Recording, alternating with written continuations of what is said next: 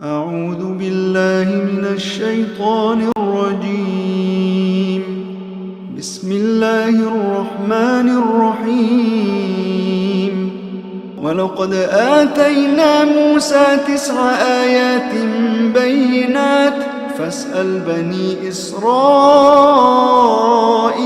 إذ جاءهم فقال له فرعون إني لأظنك يا موسى مسحورا قال لقد علمت ما أنزل هؤلاء إلا رب السماوات والأرض بصائر وإني لأظنك يا فرعون مثبورا. السلام عليكم ورحمة الله وبركاته. ഖുർആൻ പദം 916 ദിവസത്തിലേക്ക് എല്ലാവരെയും ഹാർദമായി സ്വാഗതം ചെയ്യുന്നു. സൂറത്ത് ഇസ്രായിലെ 101, 102 ആയത്തുകളാണ് ഇന്ന് പഠന വിധേയമാക്കുന്നത്. ക്ലാസ് ആരംഭിക്കുന്നതിനായി ആദരണീയനായ ഡോക്ടർ എ.ഐ. വിലായത്തുള്ള സാഹിബിനെ ക്ഷണിക്കുന്നു. അസ്സലാമു അലൈക്കും വറഹ്മത്തുള്ളാഹി വബറകാതുഹു. അഊദു ബില്ലാഹി മിനശ് ശൈത്വാനിർ റജീം. ബിസ്മില്ലാഹിർ റഹ്മാനിർ റഹീം. വലഖദ് ആതൈനാ മൂസാ 9 ആയാതിൻ ബയ്യിനാത് ഫസ്അൽ ബനീ ഇസ്രായീൽ ഇദ് ജാഅഹും فقال له فرعون إني لأظنك يا موسى مسحورا قال لقد علمت ما أنزل هؤلاء إلا رب السماوات والأرض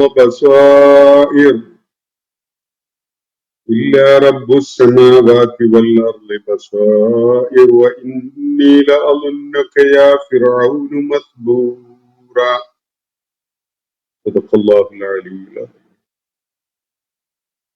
സൂറത്തുൽ ഇസ്രായിലെ 101, 102 ആയത്തുകളാണ് ഞാൻ നിങ്ങളെ കേൾപ്പിച്ചിട്ടുള്ളത്. ഇന്നലെ ഞാൻ സൂചിപ്പിച്ച വിധം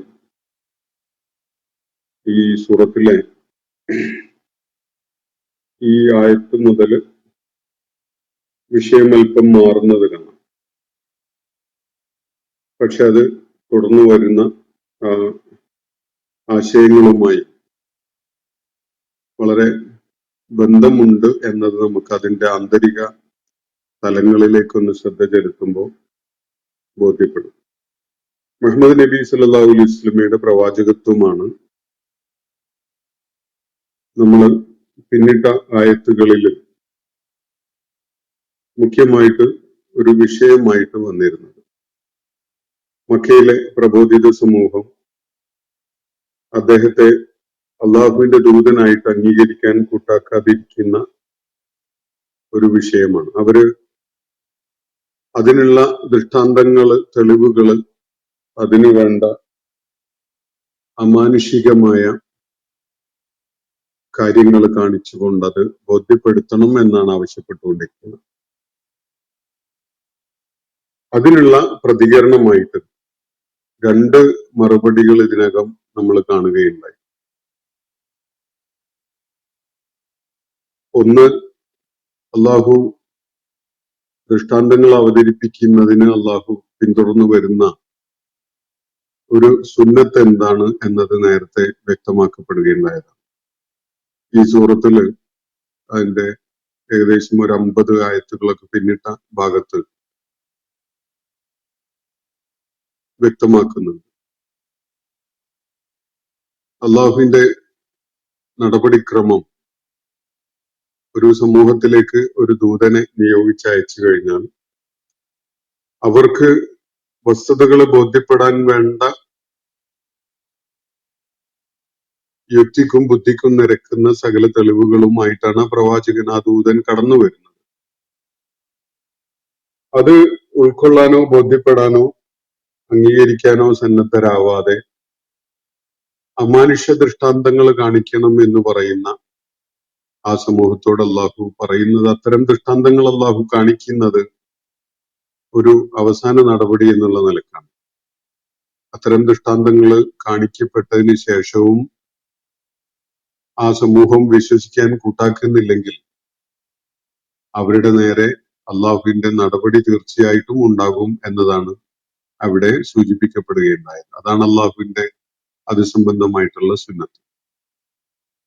മക്കയിലെ ആളുകളുടെ കാര്യത്തില് അവരുടെ മേലുള്ള നടപടി എടുക്കാൻ അള്ളാഹു അങ്ങനെ തൃപ്തിപ്പെട്ട് തീരുമാനിക്കാത്തത് ആണ് യഥാർത്ഥത്തിൽ അങ്ങനെയുള്ള അമാനുഷ്യ ദൃഷ്ടാന്തങ്ങൾ കാണിക്കാതിരിക്കുന്നതിന് ന്യായമായിട്ട് അവിടെ സൂചിപ്പിക്കപ്പെടുന്നു. എന്നാൽ അത്തരം അമാനുഷ്യ ദൃഷ്ടാന്തങ്ങളെ, അത്ഭുത കൃത്യങ്ങളെ കാണിക്കുന്നതിനേക്കാളൊക്കെ എത്രയോ ഏറെ മികവുള്ള ഒരു ദൃഷ്ടാന്തവുമായിട്ടാണ് മുഹമ്മദ് നബി സല്ലല്ലാഹു അലൈഹി വസല്ലം വന്നിരിക്കുന്നത്. അത് വിശുദ്ധ ഖുർആനാണ്. ഒരിക്കലും തന്നെ മുഹമ്മദ് നബി സല്ലല്ലാഹു അലൈഹി വസല്ലമിന് രചിച്ചുണ്ടാക്കിയിട്ട് അവതരിപ്പിക്കാൻ കഴിയുന്ന ഒരു സംഗതിയല്ല ഈ വിശുദ്ധ ഖുർആനിലെ ആയാത്തുകൾ എന്നത്. എന്നല്ല മനുഷ്യരുടെ കൂട്ടത്തിൽ ഒരാൾക്കും സാധ്യമല്ല. ഇനി മനുഷ്യരും ജിന്നുകളും കൈകോർത്തുകൊണ്ട് അങ്ങനെ ഒരു ശ്രമം നടത്തിയാൽ പോലും വിശുദ്ധ ഖുർആനിലെ ആയാത്തുകളെ പോലെയുള്ള ആയാത്തുകളെ കൊണ്ടുവരിക എന്നത് അസാധ്യമാണ്. ആകാശഭൂമികളുടെ സൃഷ്ടാവായ അള്ളാഹുവിനല്ലാതെ ഖുർആന്റെ ആയാത്തുകളെ അവതരിപ്പിക്കുക എന്നത് സാധ്യമല്ല എന്നതാണ് അവിടെ ചൂണ്ടിക്കാണിക്കപ്പെടുന്നത്. മാത്രവുമല്ല, ഈ ആളുകൾ ചോദിച്ചുകൊണ്ടിരുന്ന അസാധാരണ ദൃഷ്ടാന്തങ്ങൾ നമ്മൾ നേരത്തെ മനസ്സിലാക്കി. നബി സല്ലല്ലാഹു അലൈഹി വസല്ലമയോട് പെട്ടെന്ന് ഭൂമി പിളർത്തി അതിനകത്ത് നിന്ന് ഒരു ഉറവ ഉണ്ടാക്കി കാണിക്കണം, അല്ലെങ്കിൽ കൺമുന്നില് ഈത്തപ്പനയും മുന്തിരിവള്ളികളും ഒക്കെ നിറഞ്ഞു നിൽക്കുന്ന സമൃദ്ധമായ ഒരു തോട്ടം ഉണ്ടാക്കിയിട്ട് നബി സല്ലല്ലാഹു അലൈഹി വസല്ലം തന്റേതാണ് എന്ന് പറഞ്ഞുകൊണ്ട് അത് കാണിക്കാൻ കഴിയണം. അതല്ലെങ്കിൽ ഒരു കനക കൊട്ടാരം തനിക്കുണ്ട് എന്ന വിധത്തിൽ കാണിക്കാൻ കഴിയണം. അതല്ലെങ്കിൽ നബി സല്ലല്ലാഹു അലൈഹി വസല്ലം ആകാശത്തിലോട്ട് അങ്ങ് കയറിപ്പോകുന്നത് അവർക്ക് കാണാൻ കഴിയണം. ഇനി അതുകൊണ്ടും മതിയാവുന്നില്ല, താഴേക്ക് ഇറങ്ങി വന്ന് തങ്ങളുടെ റബ്ബിന്റെ അടുക്കൽ നിന്ന് അംഗീകാരം ആയിട്ട് ഒരു ലിഖിതം കൊണ്ടുവരണം. ഇതൊക്കെ കൂടാതെ പിന്നെ അവർ പറയുന്നത് അള്ളാഹുവിനെയും മലക്കുകളെയും തങ്ങളുടെ മുന്നിൽ പ്രത്യക്ഷത്തിൽ തന്നെ കാണിക്കണം എന്നൊക്കെയാണ്. ഇങ്ങനെയൊക്കെയുള്ള ദൃഷ്ടാന്തങ്ങളാണ്, അസാധാരണത്വമുള്ള അമാനുഷ്യമായ കാര്യങ്ങളാണ് നബി സല്ലല്ലാഹു അലൈഹി വസല്ലം അള്ളാഹുവിന്റെ ദൂതനാണ് എന്ന കാര്യം വിശ്വസിക്കാൻ തെളിവായിട്ട് അവർ ആവശ്യപ്പെട്ടുകൊണ്ടിരിക്കുന്നത്. അടിസ്ഥാനപരമായി ഈ തെളിവ് ആവശ്യപ്പെട്ടുകൊണ്ടിരിക്കുന്ന മനോഘടന അത് അംഗീകരിക്കാൻ കൂട്ടാക്കായിക എന്ന അസൂയയും പകയും ഒക്കെ അടങ്ങിയിട്ടുള്ള ഒരു വികാരമാണ്. അവർക്ക് അവരെക്കാൾ ഉയർന്ന ഒരു പദവി നൽകപ്പെട്ടുകൊണ്ട് മുഹമ്മദ് നബി സല്ലല്ലാഹു അലൈഹി വസല്ലം ആദരിക്കപ്പെട്ടത് അംഗീകരിക്കാനേ പറ്റുന്നില്ല. ഞങ്ങളായിരുന്നില്ലേ അതിന് മുഹമ്മദിനേക്കാൾ യോഗ്യൻ അല്ലെങ്കിൽ യോഗ്യർ എന്നൊക്കെയാണ് അവരുടെ മനോഗതം. അതുകൊണ്ട് തന്നെ ഈ ദൃഷ്ടാന്തങ്ങൾ, ആവശ്യപ്പെട്ട സകല ദൃഷ്ടാന്തങ്ങൾ കാണിച്ചാലും അവര് വിശ്വസിക്കുകയില്ല. അവര് നബി സല്ലല്ലാഹു അലൈഹി വസല്ലം കാണിച്ചു കൊടുക്കുന്ന ആ സത്യമാർഗത്തിൽ സഞ്ചരിക്കുന്നവരാവുകയില്ല എന്നതാണ് അവശേഷിക്കുന്ന വസ്തുത. ഈ ഒരു കാര്യം ചരിത്രത്തിലെ ചില പിൻബലങ്ങളെ എടുത്തു കാണിച്ചുകൊണ്ട് ബോധ്യപ്പെടുത്തുകയാണ് ഇന്ന് നമ്മൾ വായിച്ചു വെച്ചിരിക്കുന്ന ആയത്തുകളിലും തുടർന്നുള്ള ഏതാനും ആയത്തുകളിലുമായിട്ട് അള്ളാഹു സുബ്ഹാനഹു വ തആല. ദൃഷ്ടാന്തങ്ങൾ കാണിക്കപ്പെടാത്തതല്ല മക്കയിലെ ആളുകളെ സംബന്ധിച്ചിടത്തോളം നിഷേധികളായി തുടരുന്നതിനുള്ള ന്യായം. ഇതിനേക്കാളേറെ ദൃഷ്ടാന്തങ്ങൾ കാണിക്കപ്പെട്ട സമൂഹങ്ങൾ ഉണ്ടായിട്ടുണ്ട്. എന്നിട്ട് അവരുടെ പ്രതികരണം എന്തായിരുന്നു? അതിനെ തുടർന്ന് അവര് എന്ത് പരിണിതിയാണ് ഏറ്റുവാങ്ങേണ്ടി വന്നത് എന്നതാണ് ചരിത്രത്തിൽ നിന്നുള്ള ചില സംഭവങ്ങളെ പരാമർശിച്ചുകൊണ്ട് അള്ളാഹു ഈ ആയത്തുകളിലായിട്ട് വ്യക്തമാക്കുന്നത്. നമുക്ക് ആ ആയത്തുകളിലേക്ക് അതിന്റെ ആശയതലത്തിലേക്ക് ഒന്ന് കിടക്കാം. വലഖദ് ആതൈന മൂസ തിസ്അ ആയാത്തിൻ ബയ്യിനാത്ത്. നിശ്ചയമായിട്ടും മൂസാക്ക് നാം 9 ദൃഷ്ടാന്തങ്ങൾ നൽകുകയുണ്ടായിട്ടുണ്ട്.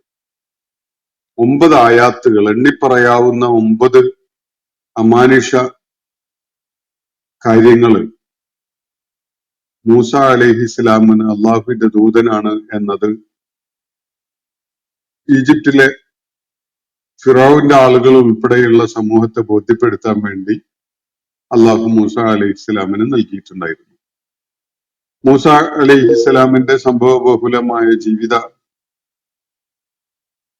ചരിത്രം അല്ലെങ്കിൽ ജീവിത കഥ വിശുദ്ധ ഖുർആനിൽ പലയിടത്തും വിശദമായിട്ടും ചിലയിടങ്ങളിലൊക്കെ ഭാഗികമായിട്ടും ഒക്കെ വിവരിക്കപ്പെട്ടത് നമ്മൾ ഇതിനകം തന്നെ കണ്ടിട്ടുള്ളതാണ്.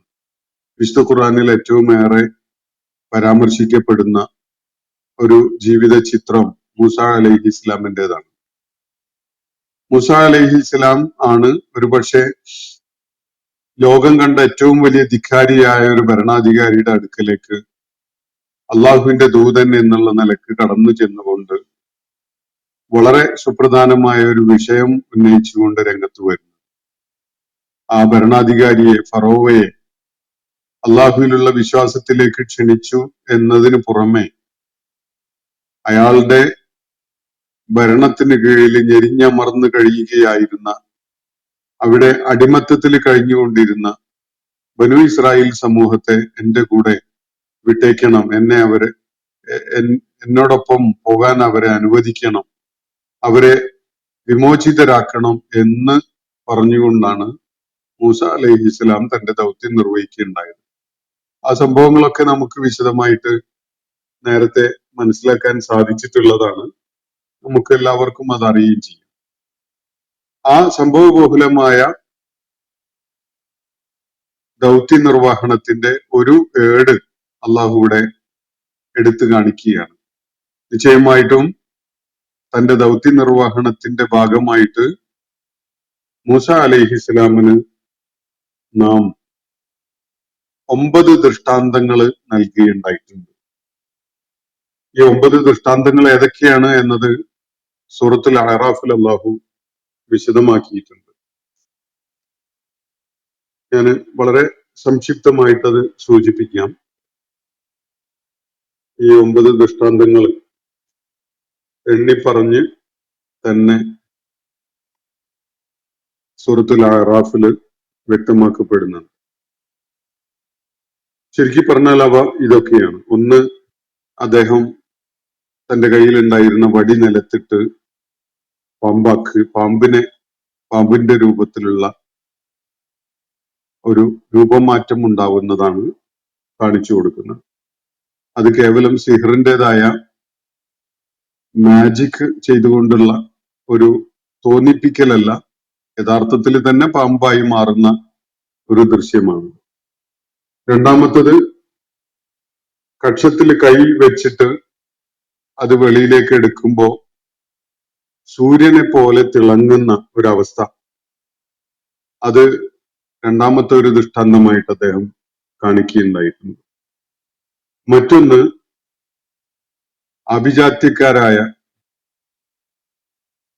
ആഭിചാരക്കാരായ സാഹിറുകളായ ആളുകളെ, അവരുമായുള്ള ആ മാറ്റുരയ്ക്കലില് അവരെ പൂർണ്ണമായിട്ട് മൂസ അലൈഹിസ്സലാം പരാജയപ്പെടുത്തുകയുണ്ടായി എന്നതാണ്.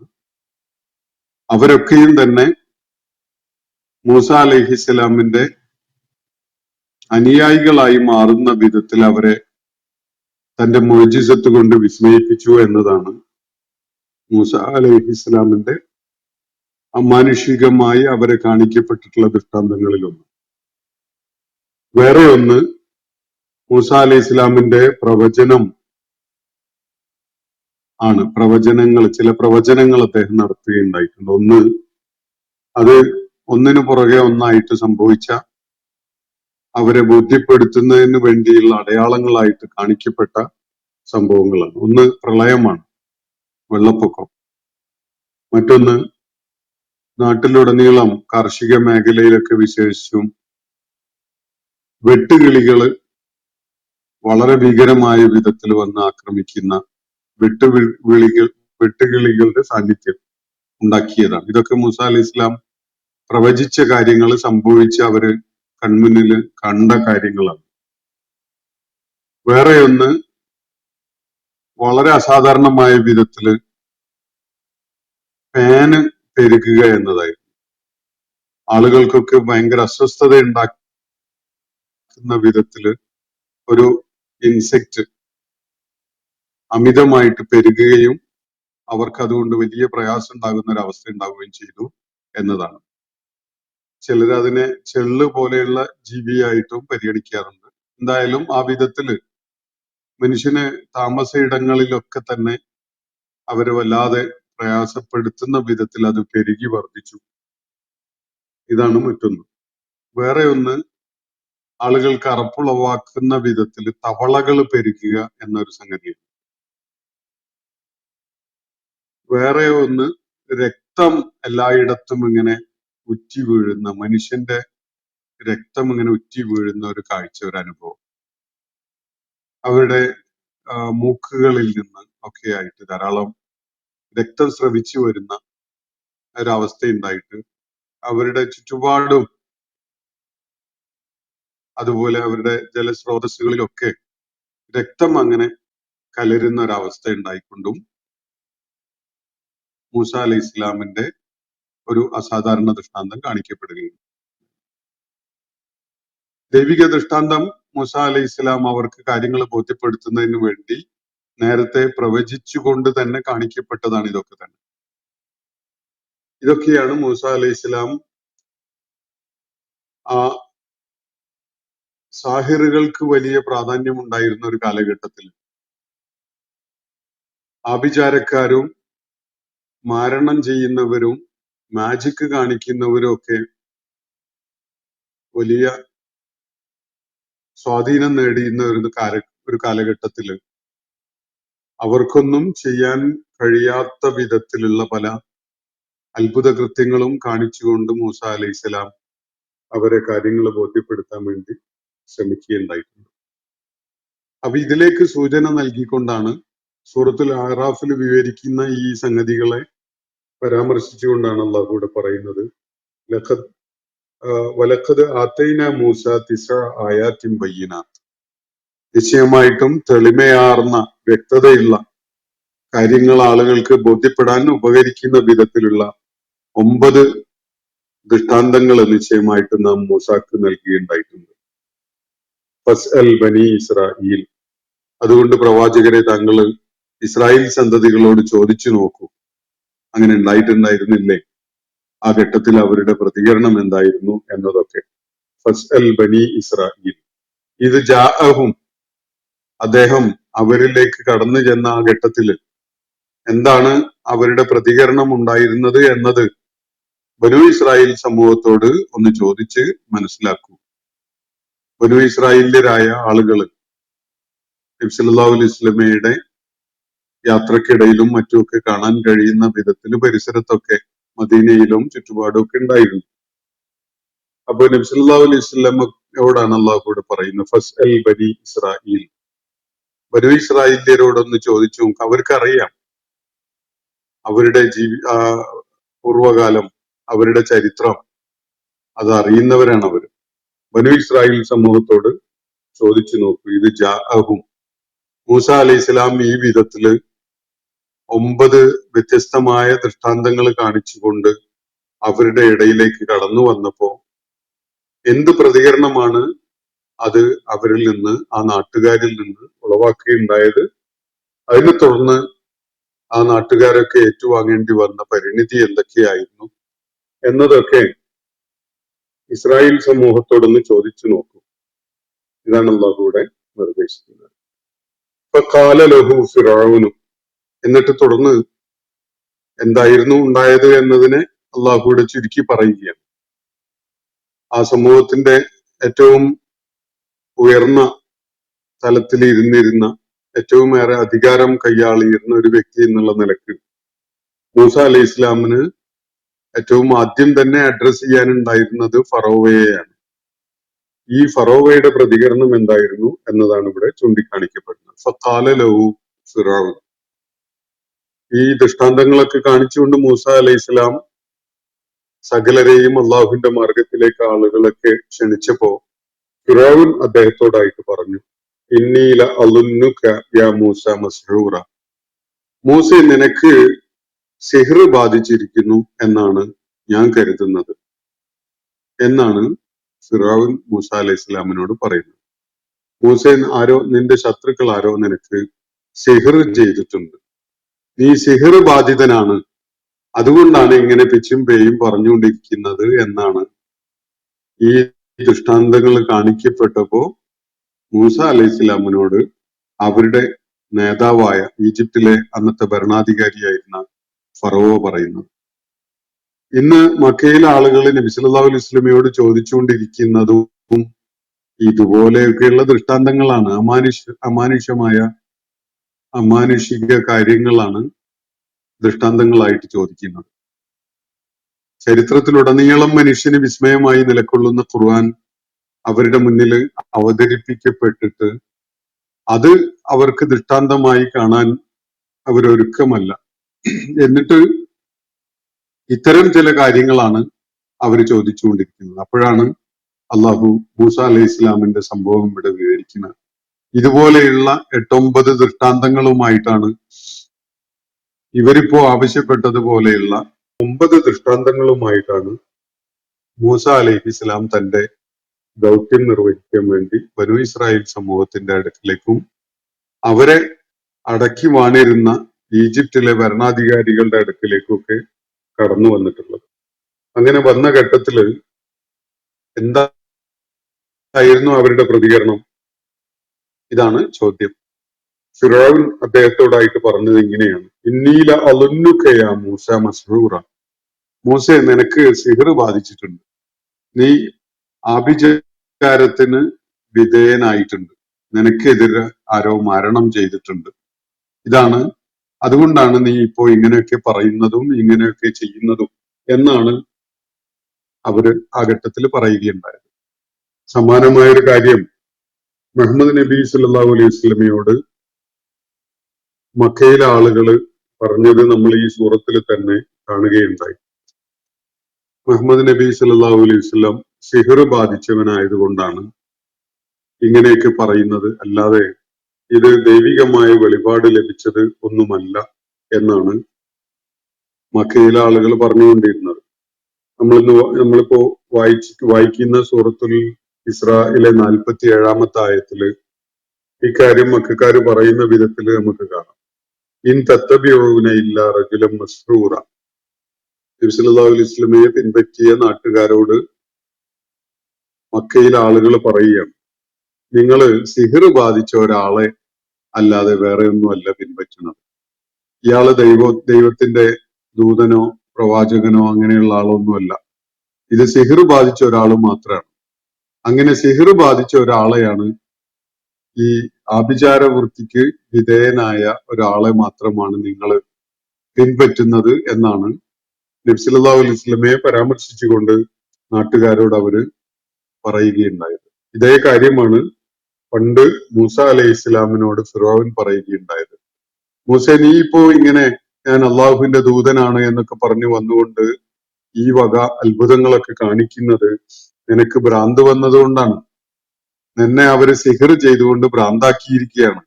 അതുകൊണ്ടാണ് നീ പരസ്പര ബന്ധമില്ലാത്ത ഈ കാര്യങ്ങളൊക്കെ പറഞ്ഞുകൊണ്ടിരിക്കുന്നത് എന്നാണ് ഫറോവ ആ ഘട്ടത്തില് മൂസ അലൈഹി ഇസ്ലാമിനോട് പ്രതികരിച്ചുകൊണ്ട് പറയുന്നത്. ഇന്നീല അളുന്നുകയാ മൂസ മസ്റൂറ. മൂസെ, നിന്നെ ഞാൻ കരുതുന്നത് നിനക്ക് സിഹ്ർ ബാധിച്ചതാണ് എന്നാണ്. സിഹ്ർ ബാധ ഏറ്റ ഒരുത്തനാണ് നീ എന്നാണ് ഞാൻ കരുതുന്നത്. അതുകൊണ്ടാണ് നീ ഇങ്ങനെയൊക്കെ സംസാരിക്കുകയും പെരുമാറുകയും ചെയ്യുന്നത് എന്നതാണ് ഫിറൗൻ ആ ഘട്ടത്തിൽ പറയുന്നത്. ഫിറൗന്റെ പ്രതികരണം അതാണ്. എന്ന് പറഞ്ഞാൽ മക്കയിലെ ആളുകള് ചോദിച്ച വിധത്തിലോ അതിനേക്കാൾ വെല്ലുവിളിയുള്ളതൊക്കെയായി തോന്നുന്ന വിധത്തിലുള്ളതോ ഒക്കെയായ ദൃഷ്ടാന്തങ്ങള് കാണിക്കപ്പെട്ട അവസ്ഥയിൽ ഈജിപ്തിലെ ആളുകള്, വിശേഷിച്ച് അവരുടെ ഭരണാധികാരി മൂസ അലൈഹി ഇസ്ലാമിനോട് അദ്ദേഹത്തെ അള്ളാഹുവിന്റെ ദൂതനായിട്ട് പരിഗണിക്കാൻ കൂട്ടാക്കാതെ അദ്ദേഹത്തെ തള്ളിക്കളഞ്ഞുകൊണ്ട് അദ്ദേഹം സിഹർ ബാധിച്ചവനാണ് എന്നാണ് പറയുകയുണ്ടായത്. അപ്പൊ ദൃഷ്ടാന്തങ്ങൾ കാണിക്കാത്തതൊന്നുമല്ല പ്രശ്നം. അവര് വിശ്വാസം ഉൾക്കൊള്ളാൻ സന്നദ്ധരായിരുന്നില്ല. അവർക്ക് അതിന് വേറെ ചില തടസ്സങ്ങളൊക്കെ ഉള്ളതായിട്ടാണ് അനുഭവപ്പെടുന്നത്. അവരുടെ സ്വാർത്ഥമായ പല താല്പര്യങ്ങളോടും അത് സംഘർഷപ്പെടുന്നു എന്നൊക്കെ മനസ്സിലാക്കിയിട്ട് അവർ അതിന് കൂട്ടാക്കാതിരിക്കുകയാണ്. എന്നിട്ട് സ്വീകരിക്കാതിരിക്കാൻ, അള്ളാഹുവിന്റെ ദൂതനായിട്ട് അംഗീകരിക്കാതിരിക്കാൻ വേണ്ടി ചില മുടന്തൻ ന്യായങ്ങൾ എന്നുള്ള നിലക്കാണ് അവർ ഈ തെളിവും ദൃഷ്ടാന്തവും ഒക്കെ ചോദിച്ചുകൊണ്ടിരുന്നത്. എന്നാൽ ദൃഷ്ടാന്തങ്ങൾ കാണിക്കപ്പെട്ടാലോ അവര് വേറെ വല്ലതൊക്കെ ആയിരിക്കും പറയുക. ഇപ്പോ ഫറവോ പറഞ്ഞ പോലെ കാല. അപ്പൊ ഇതിനോട് പ്രതികരിച്ചുകൊണ്ട് മൂസ അലൈഹി ഇസ്ലാം ആ ഘട്ടത്തിൽ പറഞ്ഞത് ലഖദ് അലിംത മാ അൻസല ഹഉലാഇ ഇല്ലാ റബ്ബുസ് സമാവാതി വൽ അർദ്. ഫറോവയോടാണ് പറയുന്നത്, നിനക്കറിയാം, ലഖദ് അലിംത മാ അൻസല ഹഉലാഇ ഇല്ലാ റബ്ബുസ് സമാവാതി വൽ അർദ്.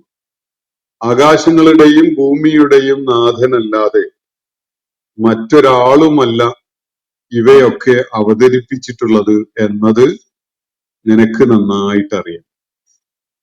ഫറോവയോട് മൂസ അലൈഹി ഇസ്ലാം പറയാം,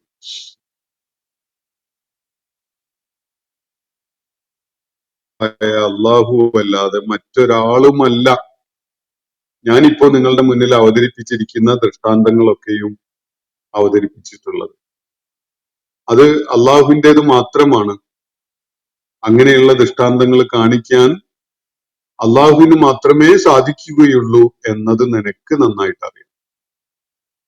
ആ പറയുന്നത് അക്ഷരാർത്ഥത്തിൽ തന്നെ ശരിയാണ്. മൂസ അലൈഹി ഇസ്ലാമിനെ വെല്ലുവിളിച്ചുകൊണ്ട്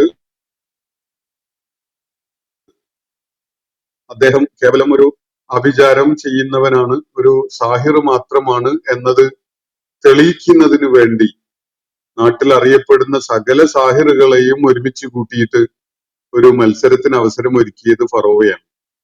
ആ മത്സരത്തില് മൂസ അലൈഹി ഇസ്ലാം വിജയിച്ചു. ആ സാഹിറുകളൊക്കെയും പരാജയപ്പെട്ടു. അതിനെ തുടർന്ന് സാഹിറുകളൊക്കെയും മൂസ അലൈഹി ഇസ്ലാമിനെ പിൻപറ്റുന്ന അദ്ദേഹത്തിന്റെ അനുയായികളായി മാറി. ഫറോവ അദ്ദേഹത്തിനോട് ശത്രുത കാണിച്ചുകൊണ്ട് രംഗത്ത് വരുന്ന ഒരു സംഭവവും തുടർന്നുണ്ടാവുന്നു. അപ്പൊ ഇത് കാണിക്കുന്നത് മൂസ അലൈഹി ഇസ്ലാമിനെ സംബന്ധിച്ചിടത്തോളം അദ്ദേഹം ഫറോവയുടെ മുന്നിൽ അവതരിപ്പിച്ചിട്ടുള്ള, അല്ലെങ്കിൽ ഈജിപ്തിലെ ആളുകളുടെ മുന്നിൽ അവതരിപ്പിച്ചിട്ടുള്ള ഈ ദൃഷ്ടാന്തങ്ങൾ മനുഷ്യരുടെ കൂട്ടത്തിലോ ഇതുപോലെ ആഭിചാരക്രിയയൊക്കെ ചെയ്യാൻ കഴിയുന്ന നാട്ടിലെ പ്രമുഖരായ ആളുകൾക്കോ ചെയ്യാൻ പറ്റുന്ന ഒരു സംഗതിയായിരുന്നെങ്കിൽ ഇതും ഇതിനേക്കാൾ മികവുള്ളതും ഒക്കെ ആയിട്ട് ഫറോവ തന്നെ അവരെ രംഗത്തിറക്കുമായിരുന്നു. പക്ഷെ അങ്ങനെ ഫറോവക്ക് രംഗത്തിറക്കാൻ മൂസ അലൈഹി ഇസ്ലാമിന്റെ ആയാത്തുകളെ വിജയിക്കുന്ന വിധത്തിലുള്ള ദൃഷ്ടാന്തങ്ങളായിട്ട് ഈ സാഹിറുകളെ രംഗത്തിറക്കാൻ ഫറോവക്ക് സാധിച്ചിട്ടില്ല. അത് കാണിക്കുന്നത്, അത് സൂചിപ്പിക്കുന്നത് ഫറോവക്ക് കൃത്യമായിട്ടും അറിയാം മൂസ അലൈഹി ഇസ്ലാം ഇപ്പോൾ കാണിച്ചുകൊണ്ടിരിക്കുന്നതൊന്നും മാന്ത്രികന്മാർക്കോ ഈ മാരണവിദ്യ ചെയ്യുന്നവർക്കോ ഒന്നും തന്നെ, ആഭിചാരക്കാർക്കോ ഒന്നും ചെയ്യാൻ കഴിയുന്ന കാര്യമല്ല. പ്രപഞ്ചങ്ങളുടെ നാഥനായ അള്ളാഹുവിനല്ലാതെ മറ്റൊരാൾക്കും അത് ചെയ്യാൻ കഴിയുകയില്ല എന്നത് ആ അനുഭവത്തിൽ നിന്ന് തന്നെ അദ്ദേഹത്തിന് നല്ല ബോധ്യമുണ്ട്. അത് വെച്ചുകൊണ്ടാണ് മൂസ അലൈഹി ഇസ്ലാം ഇവിടെ പറയുന്നത് ലഖദ് അലിംത. ഫറോവയോടാണ് സംസാരം, നിനക്ക് നന്നായിട്ട് അറിയാം, മാ അൻസല ഹഉലാഇ ഇല്ലാ റബ്ബുസ് സമാവാതി വൽ അർദ്. ആകാശങ്ങളുടെയും ഭൂമിയുടെയും റബ്ബിനല്ലാതെ ഇവയൊന്നും അവതരിപ്പിക്കാൻ കഴിയുകയില്ല എന്നത് നിനക്ക് നന്നായിട്ട് അറിയും. അത് മജീഷ്യൻസിന് പറ്റുന്ന ഒരു സംഗതിയാണെങ്കിൽ എന്നോ അതും അതിനേക്കാൾ മികവുള്ളതും ഫറോവ തന്നെ അവതരിപ്പിച്ച് മൂസ അലൈഹി ഇസ്ലാമിനെ തോൽപ്പിച്ചു കഴിഞ്ഞിട്ടുണ്ടാവും. പക്ഷെ അങ്ങനെ അവർക്ക് സാധിച്ചിട്ടില്ല. ഇത്തരം ദൃഷ്ടാന്തങ്ങൾ കാണിക്കാൻ പ്രപഞ്ചങ്ങളുടെ നാഥനായ അള്ളാഹുവിനെ സാധിക്കുകയുള്ളൂ എന്നത് നന്നായിട്ട് അറിയുന്നവനാണ് ഫറോവ എന്നാണ് പറയുന്നത്. ബസായിറാണിത്. ഈ ദൃഷ്ടാന്തങ്ങള് കണ്ണു തുറപ്പിക്കുന്ന, യാഥാർത്ഥ്യം ഉൾക്കൊള്ളാൻ നമുക്ക് ഏറ്റവും ഏറെ സഹായകമാവുന്ന, കണ്ണു തുറപ്പിക്കുന്ന ദൃഷ്ടാന്തങ്ങളാണ്. അങ്ങനെയുള്ള ബസീറത്തുകളാണ് ഇവിടെ അവതരിപ്പിക്കപ്പെട്ടിരിക്കുന്നത്. മൂസ അലൈഹി ഇസ്ലാം 9 ദൃഷ്ടാന്തങ്ങളുമായി വന്നു എന്ന് പറയുന്നതിൽ ഓരോന്നും ഓരോ ബസീറത്താണ്. ബസീറത്ത് എന്ന് പറഞ്ഞാൽ ഉൾക്കാഴ്ച നൽകുന്ന, ഉൾക്കാഴ്ച പകരുന്ന, ഉൾക്കാഴ്ചദായകമായ ദൃഷ്ടാന്തം. അതിന്റെ ബഹുവചനമാണ് ബസായിർ. അപ്പോ ഉൾക്കാഴ്ചദായകമായ ദൃഷ്ടാന്തങ്ങളാണ് അവതരിപ്പിക്കപ്പെട്ടിട്ടുള്ളത്. ഇതൊന്നും തന്നെ സാഹിറുകളുടെ ചെപ്പടി വിദ്യകൾ കൊണ്ട് സാധിക്കുന്ന സംഗതിയല്ല. പ്രപഞ്ചങ്ങളുടെ നാഥനായ, ആകാശങ്ങളുടെയും ഭൂമിയുടെയും നാഥനായ അള്ളാഹുവിനല്ലാതെ ഇവയൊന്നും അവതരിപ്പിക്കുക സാധ്യമല്ല എന്നാണ് മൂസ അലൈഹിസ്സലാം വെട്ടി തുറന്നു പറയുന്നത്. മാത്രവുമല്ല, ഒരു കാര്യം കൂടി മൂസ അലൈഹിസ്സലാം പറഞ്ഞു വെക്കുകയാണ്. വഇന്നീ ലഅളുന്നുക യാ ഫിർഔന മസ്ബൂറ. ഫറോവ, നീ നാശോന്മുഖനായിരിക്കുന്നു എന്ന കാര്യമാണ് ഞാൻ മനസ്സിലാക്കുന്നത്. ഞാൻ അനുമാനിക്കുന്നത് നീ നാശത്തോട് അടുത്തിരിക്കുന്നു എന്നാണ്. ആവശ്യപ്പെട്ട ദൃഷ്ടാന്തങ്ങൾ കാണിക്കപ്പെട്ടു കഴിഞ്ഞാൽ ആ സമൂഹം വിശ്വസിക്കാൻ കൂട്ടാക്കുന്നില്ലെങ്കിൽ തീർച്ചയായിട്ടും അള്ളാഹുവിന്റെ ശിക്ഷ അവരെ തേടി വരും. അതാണ് അള്ളാഹുവിന്റെ സുന്നത്ത്. അള്ളാഹുവിന്റെ നടപടിക്രമം അങ്ങനെയാണ്. ആ നടപടിക്രമത്തിൽ അള്ളാഹ് മാറ്റം വരുത്തുകയില്ല എന്നുകൂടി നമ്മൾ നേരത്തെ ഖുർആനില് ഈ സൂറത്തിന്റെ ഭാഗമായിട്ട് തന്നെ വായിക്കുകയുണ്ടായി. അപ്പൊ അള്ളാഹുവിന്റെ സുന്നത്ത് എന്നത് ജനങ്ങൾ ആവശ്യപ്പെട്ട ദൃഷ്ടാന്തം, അല്ലെങ്കിൽ അവർ ചോദിച്ച വിധത്തിലുള്ള ദൃഷ്ടാന്തം പ്രവാചകൻ കാണിച്ചു കഴിഞ്ഞാൽ എന്നിട്ടും അവർ വിശ്വസിക്കാൻ കൂട്ടാക്കുന്നില്ലെങ്കിൽ ഒരു കാര്യം തീർച്ചയാണ്, ആ സമൂഹത്തിന്റെ മേൽ അള്ളാഹുവിന്റെ നടപടി വളരെ വൈകാതെ തന്നെ ഉണ്ടാകും എന്നതാണ്. ഈ അടിസ്ഥാനത്തിലാണ് മൂസ അലൈഹി ഇസ്ലാം പറയുന്നത്, ഞാന് സിഹർ ചെയ്യപ്പെട്ടവനാണ്, എന്നെ സിഹർ ബാധിച്ചിരിക്കുന്നു എന്നൊക്കെ നീ പറയുന്നുണ്ടല്ലോ. അങ്ങനെയൊന്നുമല്ല. എനിക്ക് സിഹർ ബാധിച്ചിട്ടുമില്ല, എന്റെ കഴിവുകളും അല്ല ഇവിടെ കാണിക്കപ്പെട്ടിട്ടുള്ളത്. ഇതൊക്കെയും പ്രപഞ്ചനാഥനായ അള്ളാഹു, അവന് മാത്രം സാധിക്കുന്ന ഒരു സംഗതിയാണ്. സാഹിറുകൾക്ക് ചെയ്യാൻ കഴിയുന്ന ഒരു കാര്യമല്ല. മാത്രവുമല്ല, ഞാൻ മനസ്സിലാക്കുന്നത് ഇതൊക്കെ തള്ളിക്കളയുന്ന, ഈ 8-9 ദൃഷ്ടാന്തങ്ങൾ കാണിക്കപ്പെട്ടിട്ടും അതിനെയൊക്കെയും കളവാക്കുന്ന ഫറോവ, നിന്റെ നാശം വളരെ സമീപസ്ഥമാണ് എന്നാണ് ഇവിടെ പറയുന്നത്.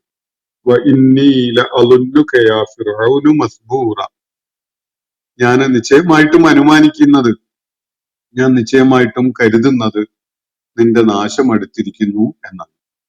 നിന്നെ മസ്ബൂർ ആയിട്ടാണ് ഞാൻ കാണുന്നത്, നാശോന്മുഖനായിട്ട്.